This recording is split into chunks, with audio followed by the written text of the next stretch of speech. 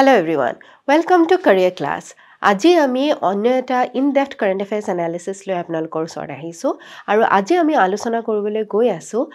মৰণোত্তৰভাৱে ভাৰত ৰত্ন প্ৰদান কৰা হৈছে আমাৰ এজন বিখ্যাত বিজ্ঞানী MS স্বামীনাথন। তেখেতৰ জীৱনৰ বিষয়ে আজি আমি আলোচনা কৰিম আৰু তেখেতৰ যি অৰিহণা আমাৰ কৃষি খণ্ডৰ কাৰণে আছিলে, আমাৰ ভাৰতৰ অৰ্থনীতিৰ কাৰণে আছিলে, সেই বিষয়ে আজি আমি বিতংভাৱে আলোচনা কৰিম। তেখেতে যি অৰিহণা আগবঢ়াইছে, তেখেতৰ এই অক্লান্ত পৰিশ্ৰমৰ ফলত লাখ লাখ লোকৰ হৃদয়ত তেখেতে আশা আৰু সমৃদ্ধিৰ বীজ সিঁচি থৈ গৈছে। MS স্বামীনাথনৰ জন্ম হৈছিলে 1925 চনৰ 7 আগষ্টত, সেই সময়ত মাদ্ৰাছ প্ৰেছিডেঞ্চিত। তেখেতৰ দেউতাক আছিল এজন জেনেৰেল চাৰ্জন বা চিকিৎসক আৰু সেই সূত্ৰে তেখেতৰ মাক দেউতাকে বিচাৰিছিলে যে তেওঁ মেডিচিন পঢ়ি MBBS কৰি এজন বিখ্যাত ডক্টৰ হিচাপে স্বীকৃতি পায়। কিন্তু তেওঁ যেতিয়া দ্বিতীয় বিশ্বযুদ্ধত 1943 চনত বংগ দুৰ্ভিক্ষ, যাক আমি বেংগল ফেমিন বুলিও জানো, সেই বেংগল ফেমিন যেতিয়া তেওঁ প্ৰত্যক্ষভাৱে দেখে, তাৰ যি ইমপ্লিকেশ্যনছ আছিলে, তাৰ যিটো ইফেক্ট আছিলে, তেওঁ যিহেতু গোটেই সমগ্ৰ ভাৰততে তাৰ ইফেক্টটো দেখিবলৈ পায়, তেওঁ তেতিয়া নিশ্চিত কৰিছিলে যে তেখেতে এগ্ৰিকালচাৰ বা কৃষি বিজ্ঞানত তেখেতৰ নিজৰ জীৱন উচৰ্গা কৰিব আৰু তেখেতে এই দিশতে গৱেষণা কৰিব আৰু তেখেতৰ কেৰিয়াৰ ইয়াতে তেখেতে ৰাখিব। আৰু সেইবাবে তেখেতৰ পৰিয়ালত যদিও বহুত ভাল ভাল চিকিৎসক আছিলে, ইঞ্জিনিয়াৰ্ছ আছিলে, কিন্তু তেখেতে এই পাৰ্টিকুলাৰ লাইনটোৱে, এই পাৰ্টিকুলাৰ কেৰিয়াৰটোৱে তেখেতে বাছি লৈছিলে। ইয়াৰ আন এটা কাৰণ এইটো আছিলে যে তেওঁ শৈশৱৰ পৰা তেওঁ যিসকল কৃষক আছিলে, পৰিয়ালত যিসকলে কৃষি বিভাগত যি কাম কৰি আছিলে, তেখেতসকলৰ লগত সময় অতিবাহিত কৰি ভাল পাইছিলে আৰু তেখেতে বহুত মত বিনিময় কৰিছিলে আৰু তেখেতসকলৰ পৰা জানিব পাৰিছিলে যে কৃষি বিভাগত কেনেকুৱা ধৰণৰ, কৃষি খণ্ডত কেনেকুৱা ধৰণৰ সমস্যাৰ তেখেতসকলে সন্মুখীন হ'ব লাগিছিলে। MS স্বামীনাথনে 1940 পৰা 1944 চনলৈকে মাদ্ৰাছ বিশ্ববিদ্যালয়ত কৃষি বিভাগত তেখেতে স্নাতক লাভ কৰে আৰু 1947ত তেখেতে নতুন দিল্লীত IARE, যিটো হৈছে ভাৰতীয় কৃষি গৱেষণাৰ প্ৰতিষ্ঠান, তাতে তেখেতে স্পেচিয়েলাইজেশ্যন কৰিবলৈ, অধ্যয়ন কৰিবলৈ আহে। পিছত তেখেতে ইউৰোপতো যায় আৰু ইংলেণ্ডত কেম্ব্ৰিজ বিশ্ববিদ্যালয়ৰ পৰা PhD ডিগ্ৰী লাভ কৰে। ফাৰ্ডাৰ পষ্ট ডক্টৰেল কৰিবলৈ তেখেতে আমেৰিকা যায় আৰু পুনৰ ভাৰতলৈ পিছত ঘূৰি আহে। ভাৰতলৈ ঘূৰি অহাৰ পিছত তেখেতে আপোনালোকৰ দৰেই চিভিল ছাৰ্ভিচেছ পৰীক্ষাত অৱতীৰ্ণ হয় আৰু তেখেতক আৰু ইণ্ডিয়ান পুলিচ ছাৰ্ভিচৰ বাবে তেখেতে নিৰ্বাচিত হয়। কিন্তু তেখেতে নিশ্চিত কৰে যে কৃষি বিভাগতে, কৃষি ক্ষেত্ৰখনতে তেখেতে গৱেষণা কৰিব আৰু এই গৱেষণাৰ দ্বাৰা ভাৰতৰ যি বিশেষ পৰিস্থিতি আছে, সেই পৰিস্থিতিৰ পৰা উদ্ধাৰ কৰিব। আমি সকলোৱে জানো যে ভাৰত যেতিয়া স্বাধীন হয়, ব্ৰিটিছসকল যেতিয়া ইয়াৰ পৰা গুচি যায়, তেতিয়া ভাৰতৰ যিটো অৰ্থনৈতিক ব্যৱস্থা আছিলে বহুত বেছি টনকিয়াল নাছিলে। সেই সময়ত দুৰ্ভিক্ষ আছিলে। around 75% অফ আৱাৰ পপুলেশ্যন, আমাৰ 75%ই আমাৰ দৰিদ্ৰতাত ভুগিছিলোঁ আৰু আমাৰ যথেষ্টখিনি খাদ্যৰ নাটনি আছিলে। কিন্তু আমি যেতিয়া ভাৰতবৰ্ষ যেতিয়া স্বাধীন হ'ল, আমি এটা চেণ্ট্ৰেলাইজ প্লেনিঙৰ ফালে আগবাঢ়িলোঁ। চেণ্ট্ৰেলাইজ প্লেনিঙত আমাৰ এইটো নিশ্চিত কৰা হৈছিলে প্ৰথম 5-year প্লেনত যে আমি কৃষি বিভাগত নহয়, আমি প্ৰথমতে হেভি ইণ্ডাষ্ট্ৰিজত গুৰুত্ব দিম। হেভি ইণ্ডাষ্ট্ৰিজত গুৰুত্ব দিয়াৰ মানে কাৰণটো আছিলে, সেই সময়ৰ প্ৰধানমন্ত্ৰী জৱাহৰলাল নেহৰুৱে ভাবিছিলে যে আমি খাদ্যবস্তু যদি আমদানিও কৰোঁ, সেই সময়ত আমাৰ কাৰণে সস্তা পৰিব, যিহেতু সেই সময়ত আমি বেলেগ বেলেগ দেশৰ পৰা অলৰেডি আমি ধান বা ঘেঁহু আদি আমদানি কৰি আছিলোঁ। সেই সময়ত আমি নিজে উৎপাদন কৰাতকৈ আমি বৰ্হি দেশৰ পৰা যদি আমদানি কৰোঁ, আমাৰ যিটো দৰিদ্ৰতাৰ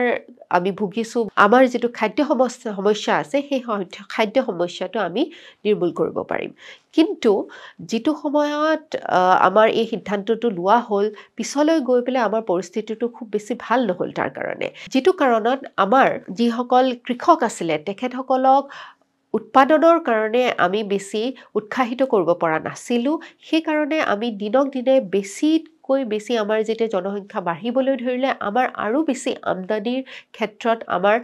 বহুতখিনি প্ৰত্যাহ্বান আমি দেখিবলৈ পালোঁ। এই আমদানি স্পেচিয়েলি ঘেঁহুৰ কাৰণে আমি আমদানিৰ এটা চুক্তি কৰিছিলোঁ ইউনাইটেড ষ্টেটছ অফ আমেৰিকাৰ লগত, যাক কোৱা হৈছিলে PL480 বুলি আৰু PL480ৰ অধীনত আমি বহুখিনি খাদ্য আমি আমেৰিকাৰ পৰা আমদানি কৰিছিলোঁ কিন্তু পিছলৈ গৈ যেতিয়া আমাৰ 1954ত এটা বিশেষ প্ৰস্তাৱ তেখেতসকলে আগবঢ়ায় যে আমাৰ যিটো পলিচি আছে আমাৰ অৰ্থনৈতিক ব্যৱস্থা আছে সেই অৰ্থনৈতিক ব্যৱস্থাটো আমি সলনি কৰিব লাগিব USA তত্ত্বাৱধানত সেই পাৰ্টিকুলাৰ আমাৰ যিটো চুক্তি আছিলে সেই পাৰ্টিকুলাৰ যিটো আমাৰ পলিচি চেঞ্জৰ কথা আগবঢ়োৱা হৈছিলে সেইটো আমাৰ ভাৰতবৰ্ষই বৰ ভালকৈ ল'ব নোৱাৰিলে আৰু তেতিয়া ৰিয়েলাইজ কৰিলে যে আমি আমাৰ কৃষি খণ্ডটো আমি ইগন'ৰ কৰিবলৈ নোৱাৰোঁ আৰু ইয়াত আমি যথেষ্টখিনি যিখিনি আমাৰ কৰণীয় আছে আমি কৰিব লাগিব আৰু সেইবাবেই গ্ৰীণ ৰিভলিউশ্যন অথবা সেউজ বিপ্লৱ আৰম্ভ হয় MS স্বামীনাথনে নোবেল বঁটা প্ৰাপ্ত নৰ্মান বৰলগৰ লগত লগ লাগি এই যি সেউজ বিপ্লৱ আনিলে এই সেউজ বিপ্লৱৰ অধীনত আমাৰ ঘেঁহু আৰু ধানৰ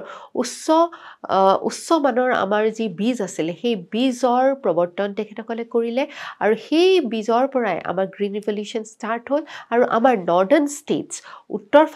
উত্তৰ ফালে থকা যিসমূহ ৰাজ্য যেনেকৈ পাঞ্জাৱ হাৰিয়ানাত এই যি সেউজ বিপ্লৱ আছিলে এই সেউজ বিপ্লৱ বহুত ধুনীয়াকৈ কৰা হয় আৰু ইয়াৰ পৰাই আমাৰ যি কৃষি খণ্ড আছিলে আমাৰ যিটো খাদ্য সমস্যা আছিলে এই খাদ্য সমস্যাটোক নিৰ্মূল কৰিবৰ বাবে তেখেতে যৎপৰোনাস্তি চেষ্টা কৰিলে তেখেতে নেতৃত্ব দিলে আৰু ইয়াৰ সমাধান তেখেতে আগবঢ়ালে আৰু ইয়াৰ কাৰণে তেখেতক ভাৰতবৰ্ষতে নহয় বিশ্বৰ বিভিন্ন দেশত বহুত ভাল ভাল পুৰস্কাৰে তেখেতক সন্মানিত কৰা হয় আৰু তেখেতে বৰ্তমান আমি যিটো অৱস্থাত আজি আছোঁ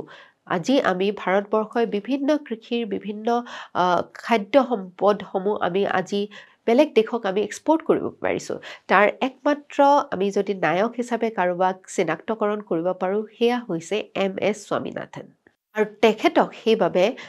ফাদাৰ অফ ইকনমিক এগ্ৰিকালচাৰ বুলিও কোৱা হয়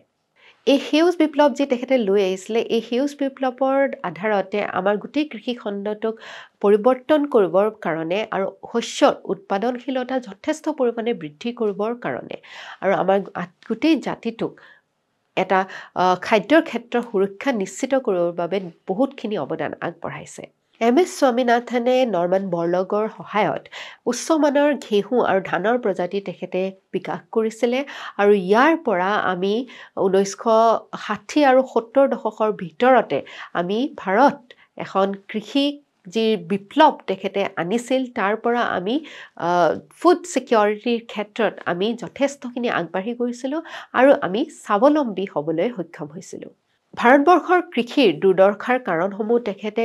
বহুত বিতংভাৱে তেখেতে ৰিচাৰ্চ কৰিছিলে আৰু সময়ে ভাৰতবৰ্ষক বহুত মূল্যৱান পৰামৰ্শ তেখেতে আগবঢ়াইছিলে ইয়াৰ ক্ষেত্ৰত এটা বিশেষ তেখেতৰ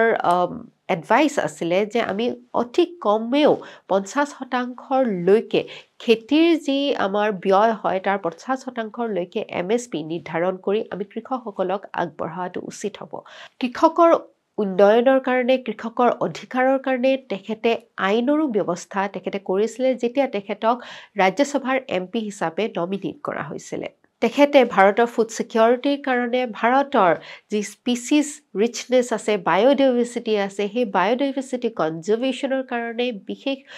ভূমিকা তেখেতে আগবঢ়াইছে আৰু তেখেতৰ যি এই ভূমিকা আছিলে সেই তাৰ আধাৰতে আজি আমাৰ যি খাদ্য ব্যৱস্থা আছে তাক আমি সংৰক্ষিত কৰিব পাৰিছোঁ MS স্বামীনাথনৰ যি নেতৃত্ব